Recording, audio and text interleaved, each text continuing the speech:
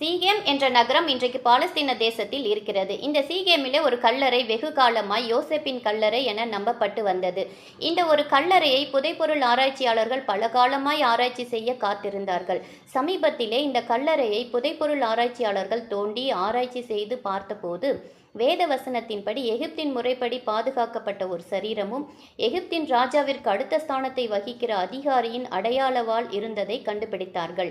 எனவே இது யோசேப்பின் கல்லறை என புதைபொருள் ஆராய்ச்சியாளர்களால் உறுதி செய்யப்பட்டுள்ளது. யோசேப்பின் சரீரம் எகிப்திலே புதைக்கப்படவில்லை, எகிப்தின் முறைப்படி பாதுகாக்கப்பட்டது என வேதம் தெரிவிக்கிறது. இஸ்ரவேலரை வழிநடத்தி சென்ற மோசே யோசேப்பின் எலும்புகளை எடுத்து சென்றார் என்று யாத்திராகமம் 13:19 கூறுகிறது. யோசுவா 24ஆம் அதிகாரத்தில் 32ஆம் வசனத்திலே சீகேம் என்ற இடத்திலே யோசேப்பின் எலும்புகளை இஸ்ரவேல் புத்திரர் அடக்கம் பண்ணினார்கள் என்று வேதம் தெரிவிக்கிறது. யோசேப்பின் எலும்புகளை பற்றி வேத புத்தகத்தில் சொல்லப்பட்ட சம்பவத்திற்கு புதைபொருள் ஆராய்ச்சி சான்று அளிக்கிறது என்றால் பரிசுத்த வேதாகமம் உண்மை.